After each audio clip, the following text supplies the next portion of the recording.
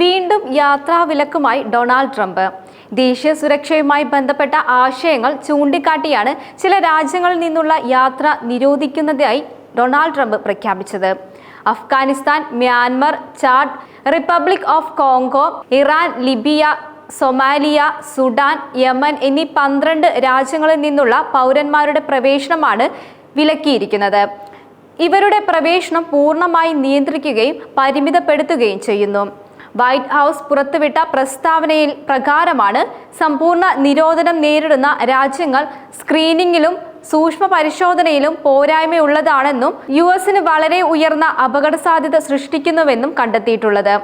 അധികാരത്തിൽ എത്തിയ ശേഷം ഇത് 2ാം തവണയാണ് ട്രംപ് വിവിധ രാജ്യങ്ങൾക്ക് യാത്രാവിലക്ക് ഏർപ്പെടുത്തുന്നത്. തിങ്കളാഴ്ച പുലർച്ചെ 12:01 മുതൽ പ്രാബല്യത്തിൽ വരുന്ന നിരോധനത്തിന് പുറമെ കൂടുതൽ രാജ്യങ്ങൾക്ക് ഇത്തരത്തിൽ നിയന്ത്രണം നേരിടേണ്ടി വരും. Burundi, Cuba, Laos, Sierra Leone, Togo, Turkmenistan, Venezuela എന്നിവിടങ്ങളിൽ നിന്നുള്ള പൗരന്മാർക്ക് ഭാഗിക പ്രവേശന നിയന്ത്രണങ്ങൾ ഉണ്ടാകുകയും ചെയ്യുമെന്നാണ് അറിയിപ്പിൽ പറഞ്ഞിട്ടുള്ളത്. ഉയർന്ന വിസ ഓവർസ്റ്റേറ്റ് നിരക്കുകളോ US നിയമ നിർവഹണ ഏജൻസികളുമായുള്ള സഹകരണത്തിലെ അപര്യാപ്തതയോ കാരണമാകാം ഇത്. B1, B2, F, M, J വിഭാഗങ്ങൾ പോലുള്ള കുടിയേറ്റേതര വിസകളിലെ പരിമിതികൾ കൂടി ഇതിൽ ഉൾപ്പെടുത്തുന്നുണ്ട് എന്നാണ് മറ്റൊരു പ്രധാന കാര്യം. നേരത്തെ തന്നെ ഇതുമായി ബന്ധപ്പെട്ട പ്രവർത്തനങ്ങൾക്ക് ട്രംപ് ശ്രമം തുടങ്ങിയെന്നാണ് റിപ്പോർട്ടുകളിൽ സൂചിപ്പിക്കുന്നത്.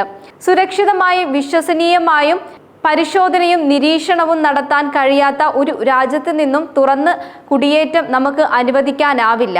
അതുകൊണ്ടാണ് ഇന്ന് ഞാൻ യമൻ, സൊമാലിയ, ലിബിയ തുടങ്ങിയ നിരവധി രാജ്യങ്ങളിൽ യാത്രാ നിയന്ത്രണങ്ങൾ ഏർപ്പെടുത്തുന്ന ഒരു പുതിയ എക്സിക്യൂട്ടീവ് ഉത്തരവിൽ ഒപ്പുവെക്കുന്നത് എന്നാണ് ട്രംപ് പറഞ്ഞത്.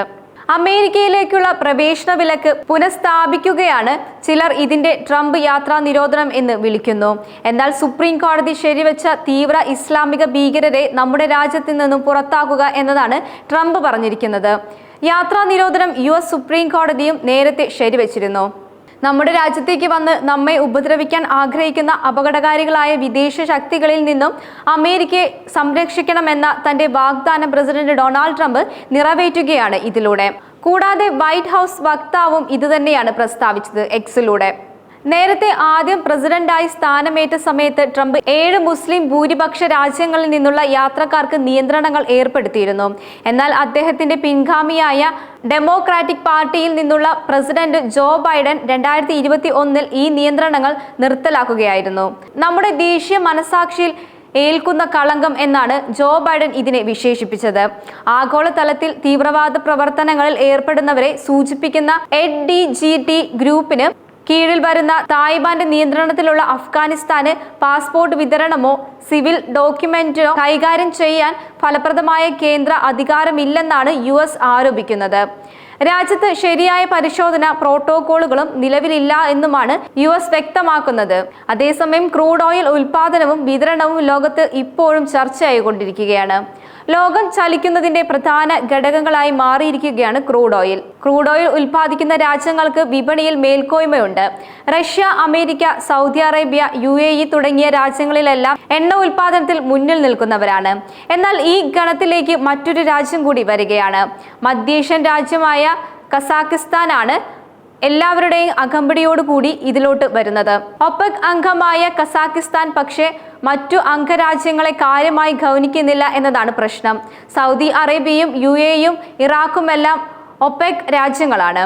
കസാഖിസ്ഥാനിലെ പ്രധാന എണ്ണ ഉൽപാദന മേഖലയാണ് കഷഗൺ. 2013 ഇവിടെ എണ്ണ ഉൽപാദനം ആരംഭിച്ചത്. മേഖലയിൽ നിന്നും ഉൽപാദനം വർദ്ധിക്കാൻ തീരുമാനിക്കുകയാണ് കസാഖിസ്ഥാൻ. ഈ വർഷം 100 കോടി ബാരൽ ഉൽപാദനം എത്തുമെന്നാണ് പ്രതീക്ഷിക്കുന്നത്.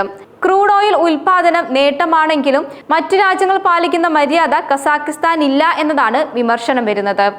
നോർത്ത് കാസ്പിയൻ കടലിലെ എണ്ണ കസാഖിസ്ഥാനിലെ നോർത്ത് കാസ്പിയൻ കടൽ മേഖലയിലേക്ക് കഷഗൺ എണ്ണപ്പാടം കഴിഞ്ഞ 50 വർഷത്തിനിടയിൽ ലോകത്ത് ഏറ്റവും കൂടുതൽ എണ്ണ കണ്ടെത്തിയത് ഇവിടെയാണ്. ഏകദേശം 35 ബില്യൺ ബാരൽ ക്രൂഡ് ഓയിൽ ഇവിടെ ഉണ്ട് എന്നാണ് കണക്കുകൾ സൂചിപ്പിക്കുന്നത്. ഇതിൽ 15 ബില്യൺ ഖനനം ചെയ്യാൻ സാധിക്കുമെന്നാണ് കരുതുന്നത്. കസാഖിസ്ഥാന്റെ എണ്ണ കമ്പനിയാണ് കസ്ബുനൈ ഗ്യാസ്. ഇവർക്ക് പുറമെ any, shell, Exxon mobile, total energies, ജപ്പാന്റെ ഇൻപെക്സ്, ചൈനയുടെ CNPC, ജപ്പാന്റെ ഇൻപെക്സ് എന്നിവയെല്ലാം ചേർന്ന കൺസോർഷ്യമാണ് കഷകളിൽ ഖനനം നടത്തുന്നത്. 2013 മുതൽ 906 ബില്യൺ ബാരൽ ഓയിലും 75 ബില്യൺ ക്യൂബിക് മീറ്റർ വാതകവുമാണ് ഇവിടെ നിന്നും ഉൽപ്പാദിപ്പിച്ചിട്ടുള്ളത്. ക്രൂഡ് ഓയിൽ വില വലിയ തോതിൽ ഇഴയാതിരിക്കാൻ സൗദി അറേബ്യയും റഷ്യയും ഉൾപ്പെടെയുള്ള OPEC+ രാജ്യങ്ങൾ ഓരോ അംഗങ്ങൾക്കും ഉൽപ്പാദനത്തിൽ ക്വാട്ട നിശ്ചയിച്ചിട്ടുണ്ട്. എന്നാൽ കസാക്കിസ്ഥാൻ ക്വാട്ട ലംഘിക്കുക എന്നതാണ് ആരോപണം വരുന്നത്. ഇപ്പോഴും പരിധി വിട്ട് അധികമായി ഉൽപ്പാദിപ്പിക്കുന്ന കസാക്കിസ്ഥാന്റെ രീതി സൗദി അറേബ്യയും UAEയും ഉൾപ്പെടെ വിമർശിക്കുന്നുണ്ട്. വിപണിയിലെ എണ്ണ ലഭ്യതയിൽ കൃത്യത നഷ്ടപ്പെടുമെന്നാണ് സൗദി ചൂണ്ടിക്കാണിക്കുന്നത്.